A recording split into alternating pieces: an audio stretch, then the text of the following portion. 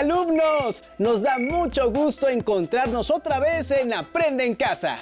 Esta es una forma diferente de estudiar los contenidos de Ciencias Química de tercer grado sin salir del hogar. Sean pacientes con la situación actual y aprovechen estos recursos que nos permiten coincidir a la distancia y compartir nuevas formas de aprendizaje. También practiquen la solidaridad con sus familias e invítenlas a colaborar en las actividades y reflexiones. Antes de iniciar, tengan a la mano papel y lápiz para anotar las ideas principales que detecten, comentarios y las dudas que les puedan surgir. Todo es importante. Al final de cada transmisión, podrán incorporar estos apuntes a su carpeta de experiencias para presentarla a sus docentes, compañeras y compañeros cuando llegue el momento de regresar a sus planteles escolares. Dicho lo anterior, demos paso al tema que abordaremos en esta ocasión: los cambios químicos. Recuerden además que pueden utilizar todos los recursos que tengan en casa para complementar lo que aquí revisemos. Y hablando de lo que tenemos al alcance, en la vida cotidiana pueden producirse combustiones de diferentes materiales. Por ejemplo, al encender una vela o cerillo. ¿Qué tipo de cambio sucede ahí? ¿Cuáles son sus características? Por lo tanto, la interrogante a develar en este programa es: ¿cuáles son las propiedades de estos cambios químicos? En relación con lo anterior, ustedes van a aprender a reconocer las reacciones químicas de oxidación y reducción. En el primer video que les mostraremos enseguida, se presentan combustiones de distintos materiales, los requerimientos para que se lleven a cabo estas reacciones y los productos que se obtienen. Todos hemos observado una combustión alguna vez. ¿Por qué una vela es capaz de generar y mantener una flama? ¿Qué reacción química ocurre? En la era prehistórica, las personas que elaboraron pinturas rupestres en las cavernas se alumbraban con velas de tuétano. La primera lámpara de la historia fue un hueso de animal. El combustible era la grasa del tuétano. Estas velas, al quemarse, no dejaban rastros de humo. Recuerdo una película en la que aparecía un salón lleno de candelabros. Luego llegaba un mayordomo muy estirado y con una pequeña cucharilla especial apagaba todas las velas evitando soplar. Supongo que si se ponía a soplarle a cada vela, se hubiera desmayado. Me gustaría saber por qué se extingue la flama cuando le colocamos algo encima. Otra cuestión interesante es saber por qué se produce humo. La combustión es una reacción química en la cual algunas sustancias se combinan con el oxígeno del aire, dando lugar a la formación de óxidos. Las sustancias que arden al reaccionar con el oxígeno se llaman combustibles. Una característica de esta reacción es la producción de energía en forma de luz y calor. La reacción de combustión puede llevarse a cabo directamente con el oxígeno, llamado comburente, o bien con una mezcla de sustancias que lo contengan. De entre estas mezclas, el aire atmosférico es la más usual. Claro, la flama se extingue porque se agota el comburente. Lo curioso es que no todos los materiales producen flama cuando reaccionan con el oxígeno. La madera,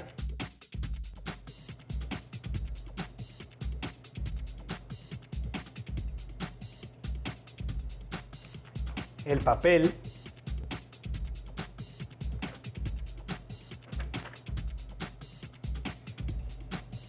el cabello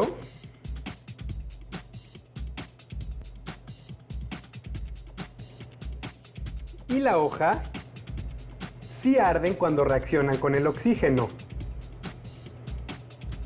mientras que los metales y la sal no producen flama. Las sustancias formadas principalmente por carbono e hidrógeno se queman al reaccionar con el oxígeno. Las que no contienen dichos elementos, en general, no arden. Los metales se oxidan en presencia de oxígeno, pero en la mayoría de los casos, esta reacción no produce flama. Por lo tanto, no toda oxidación es una combustión. De acuerdo, los metales no arden en presencia de oxígeno. Pero entonces, si la madera, el papel o el carbón son combustibles, ¿Por qué no arden si están en contacto con el oxígeno del aire todo el tiempo? La combustión es una reacción de oxidación que solo se produce a determinadas temperaturas. A diferencia de lo que sucede en la oxidación de los metales, la combustión es una reacción que además de un combustible y oxígeno requiere de energía.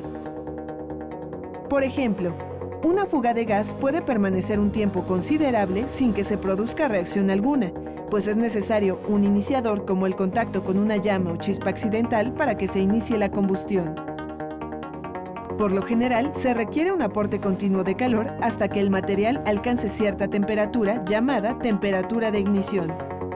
Una vez iniciada la combustión, la reacción se mantiene debido a que el calor generado se transmite a otras partes del mismo combustible. ¿Qué productos se generarán a partir del proceso de combustión?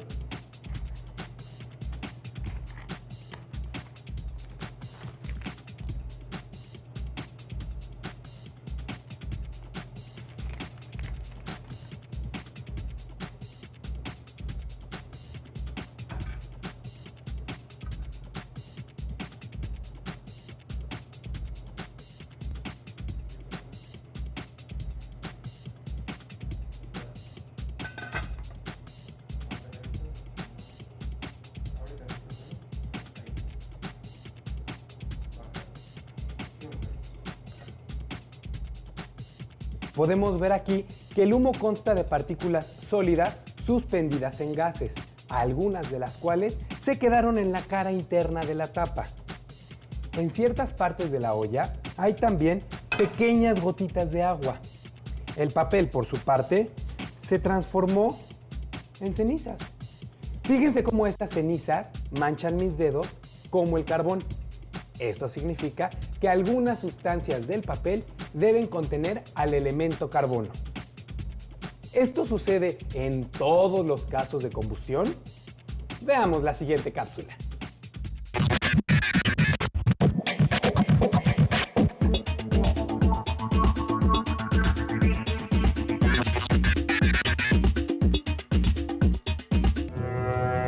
Las reacciones de combustión siempre generan óxidos y vapor de agua. Además, liberan energía radiante en forma de luz y calor. Por ejemplo, cuando el gas metano arde, se producen dióxido de carbono, agua y energía radiante. Con esta cápsula conocimos ejemplos de combustiones, las sustancias que intervienen y las condiciones para que se lleven a cabo.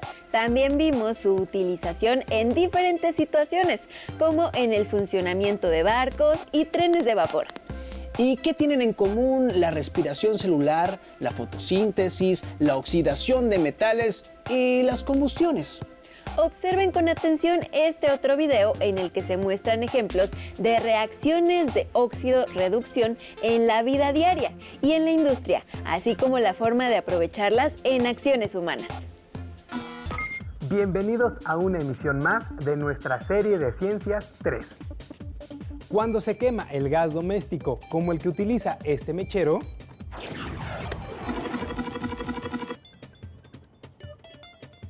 se obtienen productos como el dióxido de carbono y el agua. Cada vez que respiramos, también se forman estos compuestos. Entonces, si los productos son los mismos, ¿qué diferencias hay entre la combustión que sucede en el mechero y la respiración celular? Como consecuencia del proceso de digestión, los alimentos ricos en carbohidratos que consumimos se transforman en glucosa. A su vez, durante la respiración, ocurre una serie de reacciones químicas donde participan la glucosa y el oxígeno. En las mitocondrias de las células, la glucosa y el oxígeno se transforman en dióxido de carbono y agua. Todos estos cambios químicos se pueden representar de forma resumida en una ecuación química. Durante estas reacciones, los átomos de carbono y los de hidrógeno ganan oxígeno. Este tipo de cambios químicos reciben el nombre de reacciones de oxidación.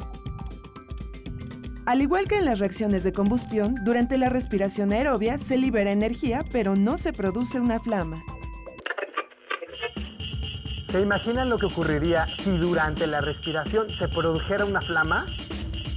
Gracias a que las plantas realizan el proceso de fotosíntesis, contamos con oxígeno para respirar. ¿Qué tipo de proceso es la fotosíntesis? La fotosíntesis es un proceso mediante el cual las plantas producen sus alimentos. Este proceso se lleva a cabo en los cloroplastos que existen en las células vegetales, en algas y algunas bacterias. Durante la fotosíntesis se realizan reacciones químicas por medio de las cuales, a partir del dióxido de carbono, el agua y la luz, se producen la glucosa y el oxígeno. Los cambios ocurridos durante la fotosíntesis se pueden representar de forma resumida en una ecuación química. A los procesos donde algunas sustancias pierden oxígeno se les denomina reacciones de reducción.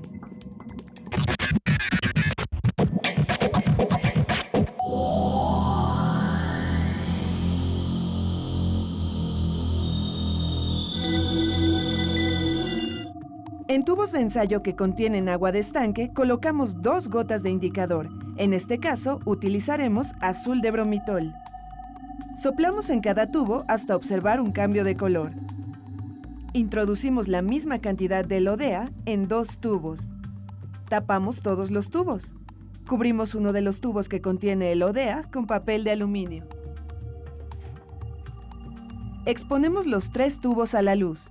Después de aproximadamente 50 minutos, observamos los resultados.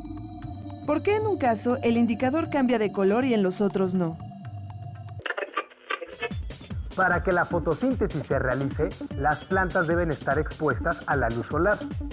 En las plantas se llevan a cabo procesos de oxidación como la respiración y de reducción como la fotosíntesis. En cambio, en nuestra respiración solo ocurre la oxidación. ¿O no? Siempre que en una reacción química una sustancia gana oxígeno, hay otra que lo pierde. En la primera etapa de la fotosíntesis, las moléculas de agua pierden oxígeno, por lo que se reducen. Cada átomo de oxígeno se une a otro y por lo tanto se oxidan. Algo similar sucede durante la respiración. A cada carbono de la glucosa que tiene un oxígeno se le agrega otro, por lo que se oxida. Los átomos de la molécula de oxígeno se separan. Por lo tanto, esta molécula pierde oxígeno y se reduce.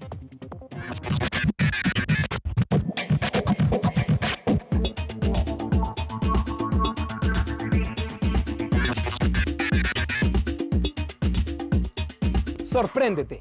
Para obtener la energía que proviene de las moléculas de la glucosa, primero es necesario que éstas se rompan. De no ser así, no puede llevarse a cabo la respiración celular. Antes de que la glucosa entre a las mitocondrias, en el citoplasma celular ocurren diversas reacciones de oxidación y reducción. Durante estos cambios, una molécula de glucosa se transforma en 2 moléculas de piruvato. Este compuesto entra a la mitocondria y se inicia la respiración celular, al final de cuyo proceso se obtienen como productos el dióxido de carbono y el agua. No me imaginaba que cada vez que inhalamos y exhalamos se llevaran a cabo tantas reacciones químicas. Y en todas nuestras células. ¿Saben ustedes en qué otros fenómenos cotidianos ocurren reacciones de oxidación y reducción?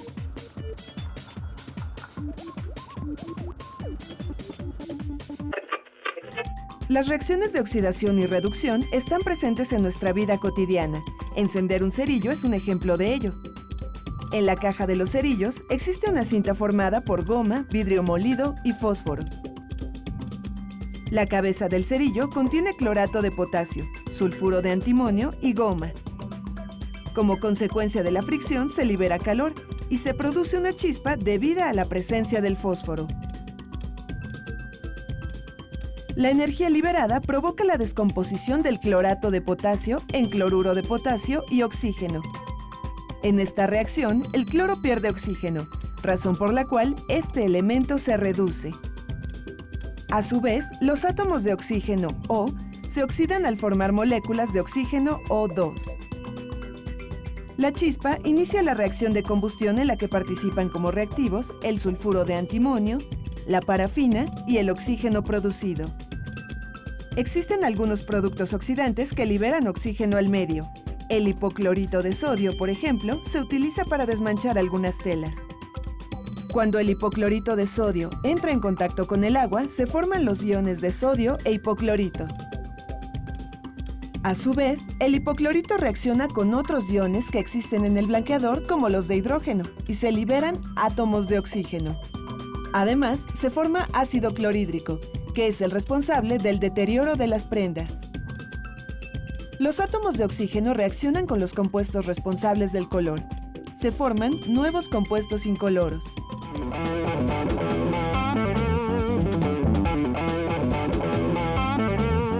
Hagamos un experimento para identificar el proceso de oxidación. Necesitaremos una mota de algodón, una cápsula de porcelana, un mortero, una espátula, un gotero, unos lentes de seguridad, un vaso con agua, 2 gramos de permanganato de potasio molido y 10 mililitros de glicerina. Primero colocamos el algodón en la cápsula de porcelana. Luego molemos el permanganato y lo esparcimos sobre el algodón.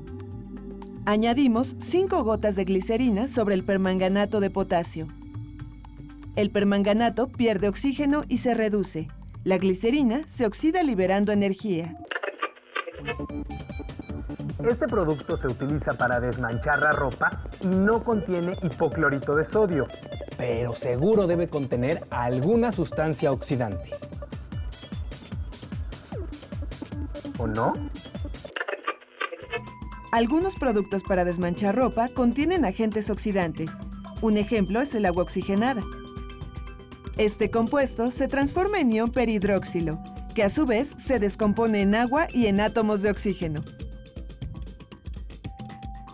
Los átomos de oxígeno reaccionan con los compuestos responsables del color y forman sustancias incoloras. En algún tiempo el agua oxigenada se utilizaba como desinfectante en algunas heridas, pero dejó de usarse porque su propiedad oxidante causa daños a las células.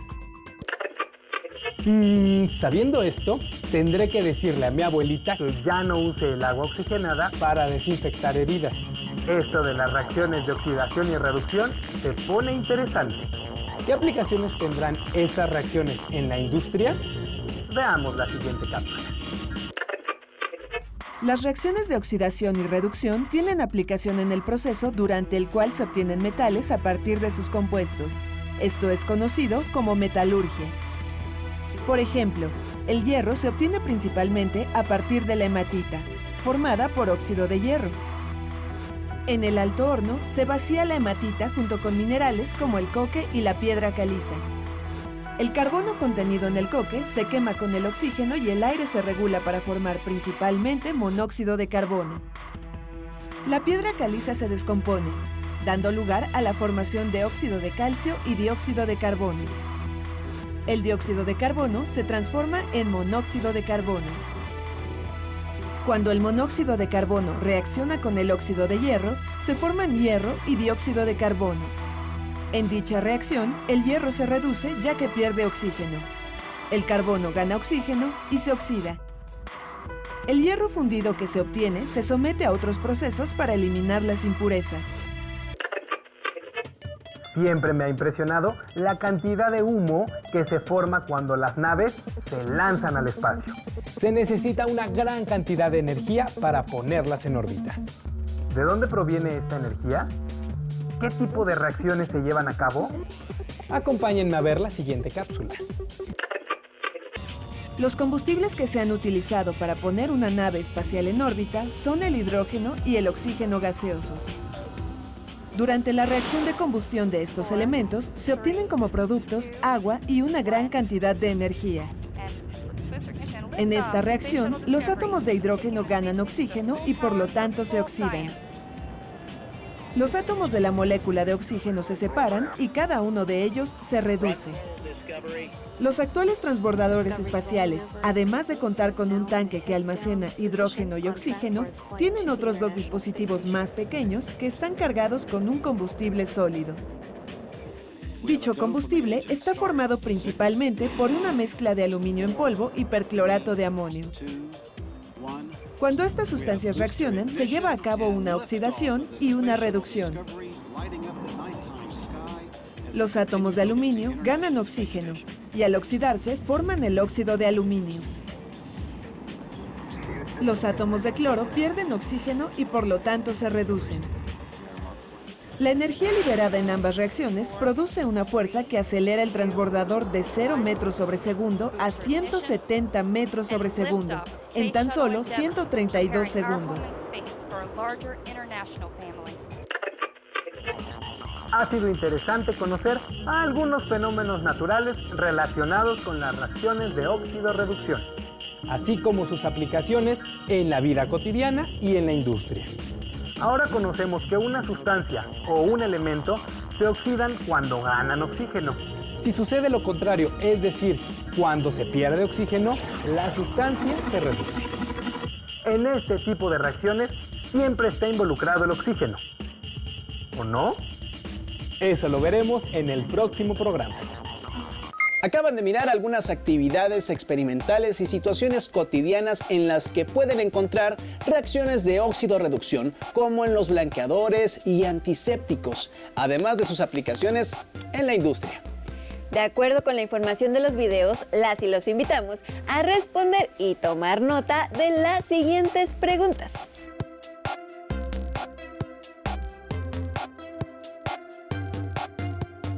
¿Qué fenómenos naturales se relacionan con las reacciones de óxido-reducción?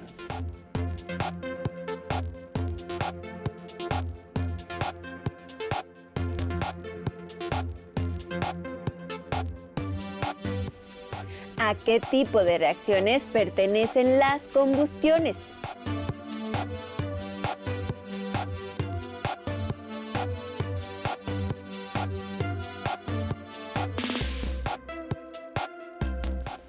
¿Cómo se aprovechan las reacciones de combustión en la actualidad?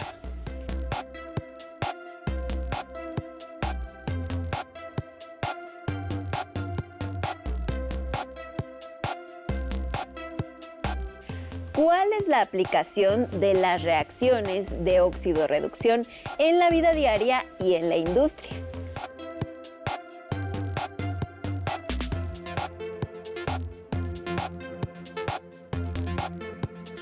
Con base en sus respuestas, elaboren un tríptico o folleto, en el que incluyan información relevante acerca de las reacciones de óxido-reducción y sus propiedades.